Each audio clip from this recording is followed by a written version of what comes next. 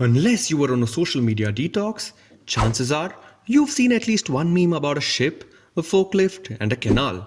When a container ship named Evergreen got stuck in the Suez Canal, it led to a series of events that can only be described as show-stopping.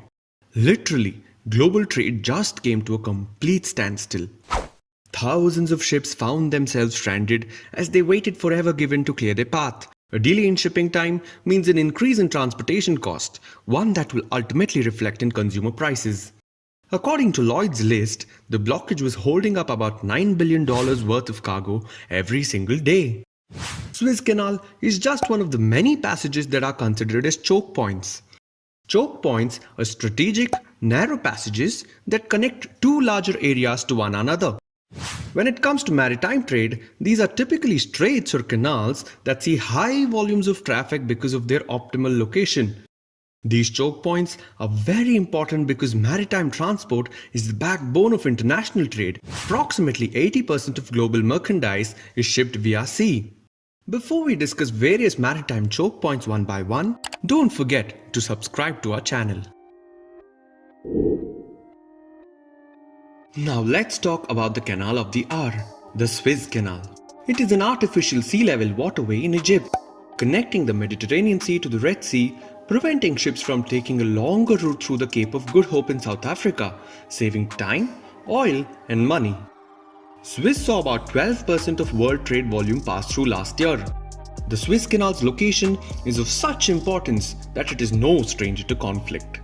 Various world powers have found themselves vying control over the region at multiple points of time. In 1956, Israel, followed by the United Kingdom and France, invaded Egypt in order to protect their own interests and prevent its nationalization.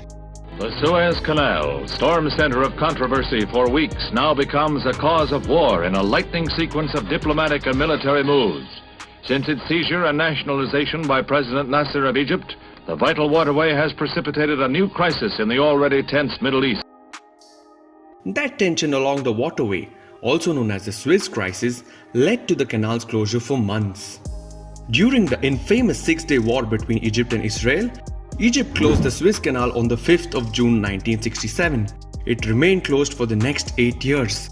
And that victory is a swift, smashing and total one, as crack Air Force, infantry, artillery and tank corps combine to sweep across the Sinai Peninsula to the Suez Canal, east into Jordan, north into Syria. It wasn't until June 1975, after Egypt and Israel signed a diplomatic agreement, that the canal reopened for trade. Moving further west from the Suez Canal, let's make our way towards the Panama Canal. Located in Panama, opened in 1914, this canal connects the Atlantic Ocean and the Pacific Ocean. Ships sailing between the east and west coast of the US save over 8,000 nautical miles, that's twice the distance between Mumbai and London.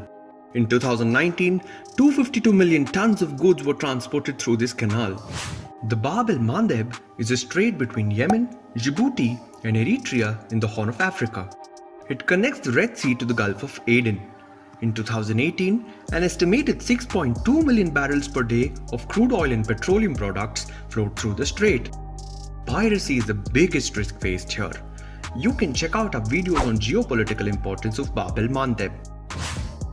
The Strait of Hormuz is the world's biggest oil choke point.